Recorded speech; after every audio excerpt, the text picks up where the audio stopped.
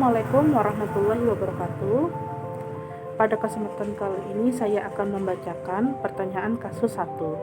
Nah, kasus 1 dapat kita lihat dari latar belakang saya, dan di sini kalian bisa sambil membacanya. Kasus 1 yang pertama, pertanyaannya adalah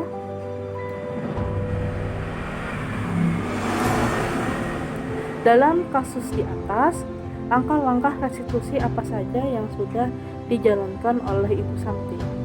Nah, di sini menurut pendapat saya, langkah-langkah restitusi yang sudah dilakukan oleh Ibu Santi itu yang pertama, menstabilkan identitas.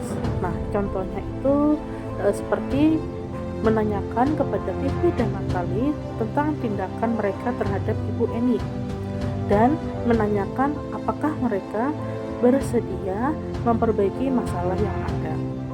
Nah, cara kedua langkahnya Ibu Santi dengan cara memvalidasi tindakan. Seperti contohnya, Ibu Santi menanggapi bahwa tindakan Pipi dan Natali yang mau meminta maaf boleh dilakukan apabila bersungguh-sungguh, dan menanyakan kembali apa yang mereka bisa lakukan untuk menggantikan rasa tidak dihormati oleh Ibu Eni. Nah, dan cara ketiga, menanyakan kembali keyakinan. Nah, sekarang pertanyaan nomor 2-nya, menurut Anda, apakah restitusi yang diusulkan Pipi dan Natali sudah sesuai dengan pelanggaran yang telah dibuat? Apakah langkah-langkah restitusi yang telah diusulkan mereka? Nah, di sini menurut pendapat ulun, restitusi yang diusulkan Pipi dan Natali sudah sesuai dengan pelanggaran yang telah dibuatnya. Langkah-langkah restitusi yang telah diusulkan Pipi dan Natali ada tiga tindakan juga.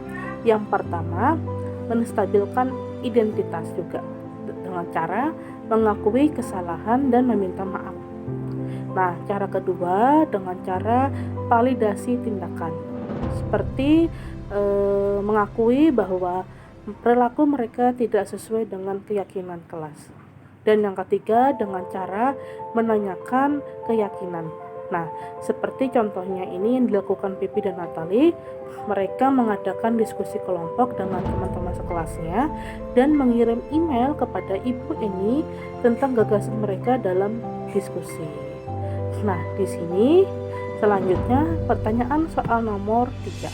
Dalam kasus di atas, posisi apakah yang telah diambil oleh Ibu Eni dalam menangani Pipi dan Natali? Jelaskan jawaban Anda. Nah, di sini menurut pendapat saya, posisi yang telah diambil oleh Ibu Eni dalam menangani Pipi dan Natali sebagai teman, di mana Ibu Eni mencoba menyapa dan mengingatkan Pipi dan Natali dengan nada suara ramah dan akrab. Nah, dan soal pertanyaan yang keempat adalah jika Anda adalah Pak Hasan, bagaimana Anda menyikapi langkah yang ditempuh oleh Ibu Santi? Nah, di sini menurut pendapat saya, seandainya saya sebagai Pak Hasan, nah saya akan mendukung tindakan yang ditempuh oleh Ibu Santi. Nah, seperti itu saja yang dapat ulun presentasikan dalam kasus 1 ini. Nah, kasus 2-nya akan dibacakan oleh Bapak Basuki Rahmat. Terima kasih. Terima kasih atas kesempatannya. Baiklah, di sini saya akan membacakan hasil analisis dari kasus 2 seperti gambar di samping.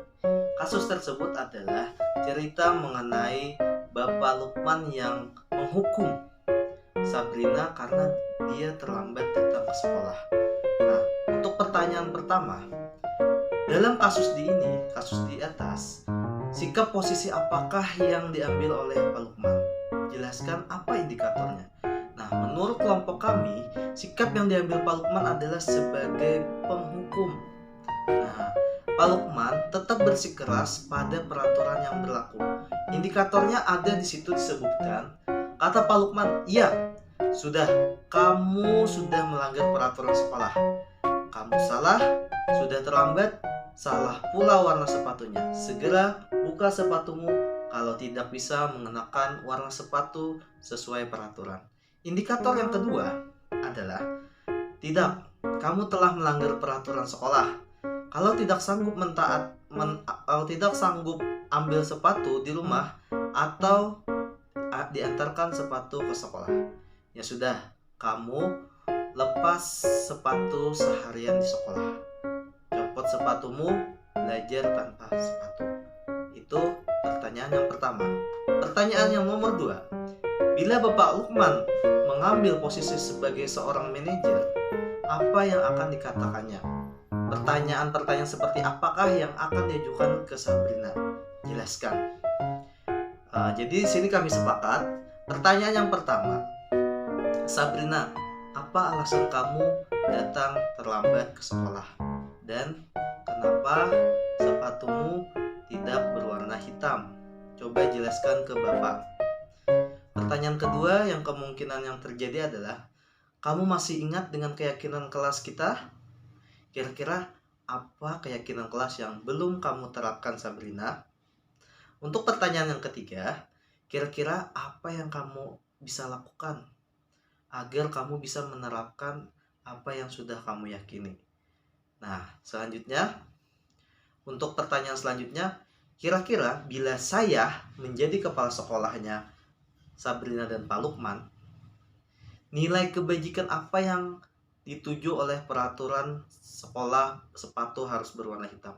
Menurut kelompok kami, nilai kebajikan sesuai peraturan itu pertama adalah disiplin, kedua tanggung jawab, dan yang ketiga mandiri. Nah, untuk pertanyaan selanjutnya, bagaimana menyikapi langkah yang diambil Pak Lukman?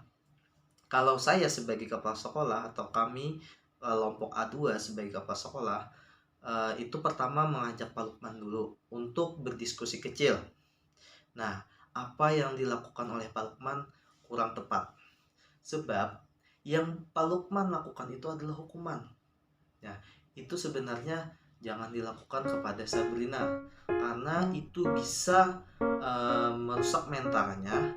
Terus dia akan menjadi malu. Bahkan hal yang terburuk, dia bisa sampai dibully teman-temannya karena tidak mengenakan sepatu seharian. Jadi solusinya adalah, untuk langkah pertama, karena si Sabrina ini baru pertama kali melakukan kesalahan, kita beri teguran terlebih dahulu. Teguran, jangan lagi diulang sepatunya berwarna coklat. Nah, yang kedua, baru kita pertegas. Nah, bisa saja nanti kita diskusikan lagi kira-kira konsekuensi apa yang akan kita ambil untuk Sabrina karena melakukan kesalahan yang kedua kalinya. Terima kasih. Selanjutnya, kasus yang ketiga akan dibacakan oleh Ibu Ailita. Kali ini kami akan menganalisis kasus ketiga. Pertanyaannya adalah, posisi kontrol apa yang diambil oleh Ibu Dani dalam pendekatannya kepada Fajar? Posisi kontrol yang diambil oleh Ibu Dani dalam pendekatannya kepada Fajar adalah membuat merasa bersalah. Hal ini terlihat dari kalimat yang dikatakan Ibu Dani, yaitu, "Gimana kamu, Fajar? Kamu tidak kasihan sama ibu ya? Ibu sudah capek-capek mengajarkan kamu. Tidak kasihan kamu sama ibu? Ayo Fajar, makanya jangan tidur-tiduran. Lain kali perhatikan. Sudah sana, duduk kembali. Kira-kira siapa yang bisa?" Pertanyaan kedua, membaca sikap Fajar, kira-kira kebutuhan apa yang diperlukan oleh Fajar? Yang pertama adalah kebutuhan akan kesenangan. Fajar mungkin tidak menyukai pelajaran bahasa Inggris, sehingga dia menunjukkan rasa bosannya, ketiduran, malas, tidak mau menjawab, mengacu kepada guru, dan tidak mau mengerjakan soal. pasangan yang tinggi biasanya ingin menikmati apa yang dilakukan. Mereka juga konsentrasi tinggi saat mengerjakan hal yang disenangi. Dengan melakukan tuntunan dan bimbingan, maka Fajar akan berkembang sesuai dengan kodrat alamnya, mengarahkannya pada minat dan bakatnya. Kebutuhan akan kasih sayang dan rasa diterima. Dengan terpenuhinya kasih sayang dan rasa diterima, maka Fajar akan merasa eksistensinya diterima di lingkungannya. Perasaan ingin disayang dan disukai oleh guru dan teman sebaya sangatlah penting. Guru hendaklah memberikan kasih sayang dengan memberi tuntunan, memberikan kesempatan bahwa Fajar mampu mengerjakan soal bahasa Inggris, bukan malah menganggap Fajar tidak bisa dan menyuruhnya duduk. Pertanyaan ketiga. Bila mana Ibu Dani mengambil posisi pemantau, apa yang akan dilakukan atau dikatakan olehnya? Pertanyaan-pertanyaan seperti apa yang akan diajukan? Bila Ibu Dani mengambil posisi pemantau, maka beliau akan mengingatkan konsekuensi dan sanksi yang akan diberikan ketika Fajar tidak melakukan keyakinan kelas. Dalam menjalankan posisi pemantau, Ibu Dani sangat mengandalkan perhitungan, catatan, data yang dapat digunakan sebagai bukti perilaku seseorang dengan menggunakan stiker, slip catatan, dan daftar cek. Yang dilakukan guru sebagai pemantau, yang pertama, membuat catatan dalam jurnal sebagai bukti otentik perkembangan belajar Fajar. Mengajukan beberapa pertanyaan dan mencari solusi agar Fajar bisa memperbaiki kesalahannya dengan menerapkan segitiga restitusi. Dan membuat keyakinan kelas bersama siswa untuk mata pelajaran bahasa Inggris.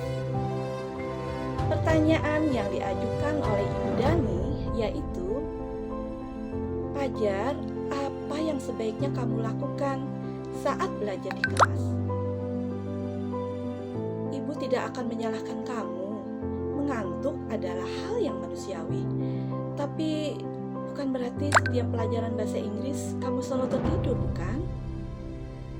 Fajar, apa kamu masih ingat keyakinan kelas kita?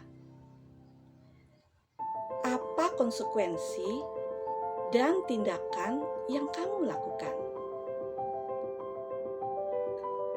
Apa rencana yang akan kamu lakukan agar tidak mengantuk lagi di kelas? Pertanyaan keempat. Apabila Anda adalah kepala sekolah di sekolah Fajar dan mengetahui hal ini, bagaimana tindak lanjut Anda?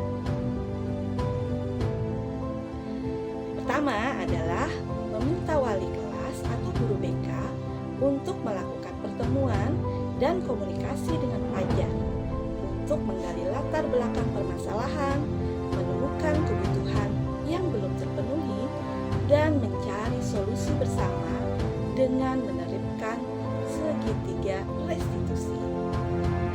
Mengajak semua guru untuk menerapkan keyakinan kelas sehingga terwujudnya budaya positif di kelas. Melakukan kunjungan ke rumah untuk bertemu dengan orang tua Fajar bersama mencari solusi agar Fajar bisa memperbaiki perilakunya. Terima kasih teman-teman.